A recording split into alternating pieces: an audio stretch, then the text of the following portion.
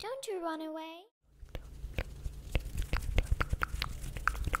Hello and welcome. I hope you're having a wonderful day so far. In tonight's video, I'm going to be reading some scary stories. And ASMR. So with that being said, let's begin with tonight's video. And thank you for joining me.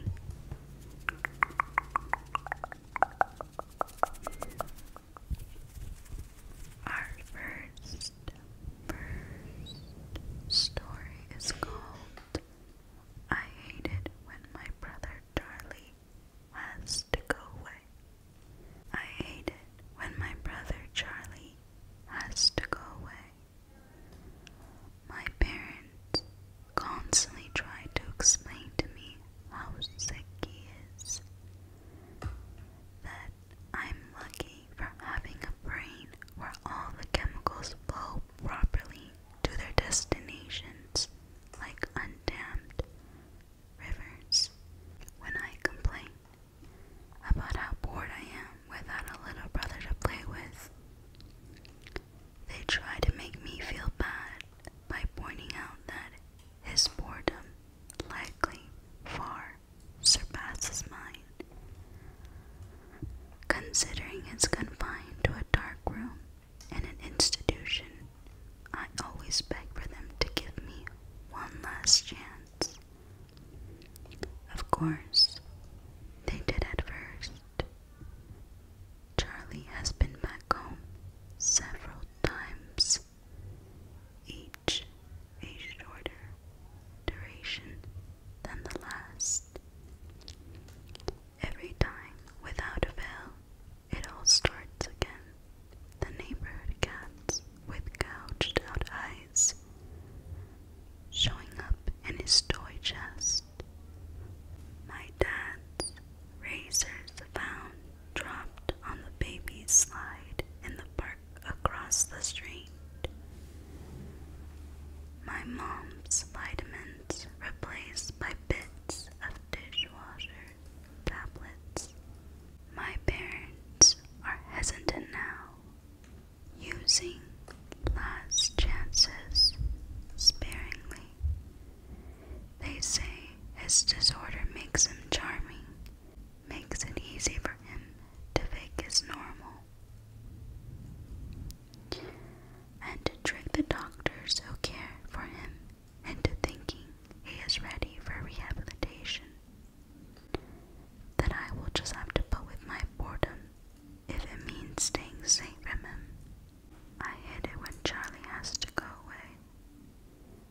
It makes me pretend to be good until he's back. Okay, our next story is called They Got the Definition Wrong.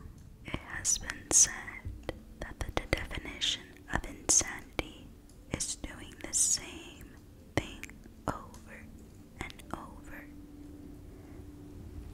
and expecting different results. I understand the sentiment behind the saying, but it is wrong. I entered the building on a bet.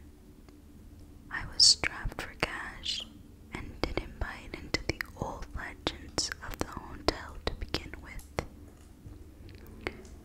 So, $50 was more than enough to get me to do it. It was simple. Just reach the top floor, the 45th floor. Shine my flashlight from a window. The hotel was old and broken, including the elevator. So, that meant hiking up the stairs. So up the stairs I went. As I reached each platform, I noted the old brass plaques displaying the floor numbers 15, 16, 17,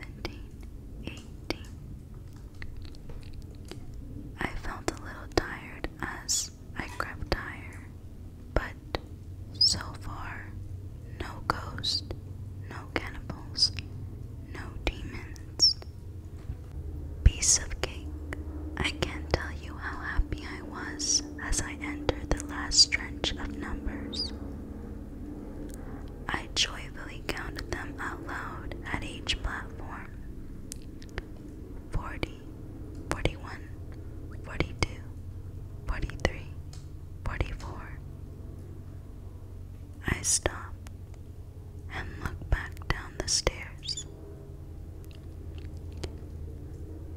I must have miscontinued, so I continued up. 44. One more flight. 44. And then down 10 flights. 44. 15 flights. 44. And so it has been for as long as I can remember. So really, insanity isn't doing something repeatedly and expecting different results. It's knowing that the results will never change, that each door leads to the same staircase, to the same number. It's realizing you no longer fall asleep. It's not knowing whether you've been running for days or weeks or years. It's when sobbing slowly turns into laughter. Our third story is called My Daughter Learned to Count. My daughter woke me around 11:50 last night. My wife and I had picked her up from her friend Sally's birthday party, brought her home, and put her to bed. My wife went into the bedroom to read, while I fell asleep watching the Braves game. "Daddy," she whispered, tugging my shirt sleeve. "Guess how old I'm going to be next month?" "I don't know, beauty," I said as I slipped on my glasses. "How old?" She smiled and held up her forefingers. "It is 7:30 now. My wife and I have been up with her for almost 8 hours. She still refuses to tell us where she got them." Our fourth story is called There's Nothing to Be Afraid of. When my sister Betsy and I were kids, our family lived for a while in a charming old farmhouse. We loved exploring its dusty corners and climbing the apple tree in the backyard. But our favorite thing was the ghost.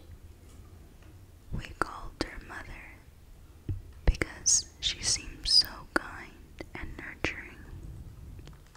Some mornings, Betsy and I would wake up, and on each of our nightstands, we'd find a cup that hadn't been there the night before.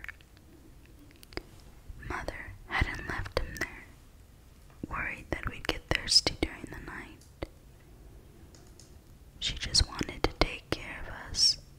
Among the house's original furnishings was an antique wooden chair, which we kept against the back wall of the living room. Whenever we were preoccupied watching TV or playing a game, Mother would inch that chair forward across the room towards us. Sometimes she managed to move it all the way to the center of the room. We always felt sad putting it back against the wall. Mother just wanted to be near us. Years later, long after we'd moved out, I found an old newspaper article about the farmhouse original occupant, a widow. She murdered her 2 children by giving them each a cup of poisoned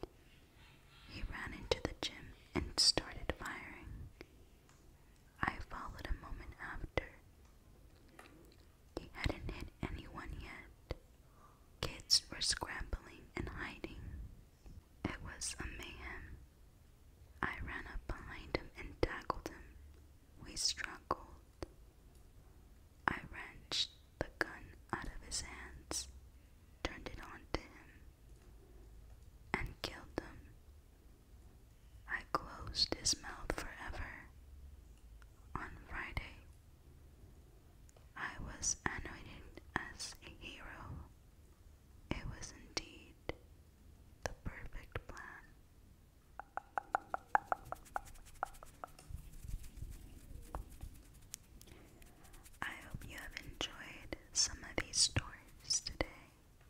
Thank you for joining me. Before I do end the video, I do want to share some news. On my Instagram, I will be posting some short ASMR videos. If you are interested in seeing that, I will leave my Instagram username in the comments. Okay, that concludes our video for today. Thank you, and I will see you guys very, very, very, very, very, very, very, very soon. Good night. Good night. Good night.